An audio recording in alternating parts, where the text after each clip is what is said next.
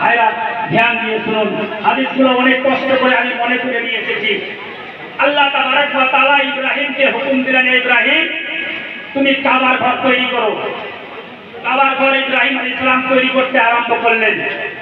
আরম্ভ করার পরে যখন কাবা ঘর তৈরি হয়ে গেল, কমপ্লিট হয়ে গেল, ইব্রাহিম আলাইহিস সালাম আল্লাহর কাছে আরজ করলেন, হে আল্লাহ, কাবা তো তৈরি হয়ে গেছে, এখন আমি কি করব? আল্লাহর তরফ থেকে আওয়াজ আসছে, ইব্রাহিম তুমি সারা বিশ্বের মানুষকে দাওয়াত দিয়ে দাও যেন কাবায় এসে কাবার জিয়ারত করে আর কাবার তাওয়াফ করে।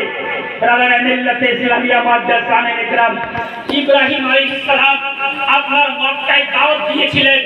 প্রশ্ন হলো এটা, ইব্রাহিম দাওয়াত দিয়েছিলেন মক্কায়, তো ইব্রাহিমের দাওয়াতকে কে কে শুনেছিল? কারা শুনেছিল? নবী মুস্তাফা ইরশাদ করতেছেন, মান কানা ফি বাতনি উম্মিহা, যারা মায়ের পেটে ছিল তারা পর্যন্ত ইব্রাহিমের দাওয়াতকে শুনে নিয়েছে। বলেন সুবহানাল্লাহ। তারপরে নবী মুস্তাফা আরো ইরশাদ করতেছেন, ওয়া মান কানা ফি আসলাফে রিজাল, যারা মায়ের পেটে নাই বাপের পুষ্টে রয়েছে তারা পর্যন্ত ইব্রাহিমের দাওয়াতকে শুনে।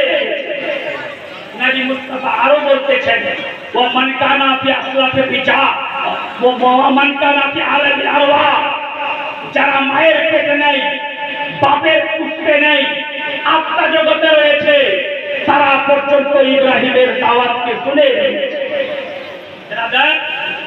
সাধারণ আমরা জেনারেল ক্যাটাগরির মানুষ যদি ইব্রাহিমের দাওয়াতকে মায়ের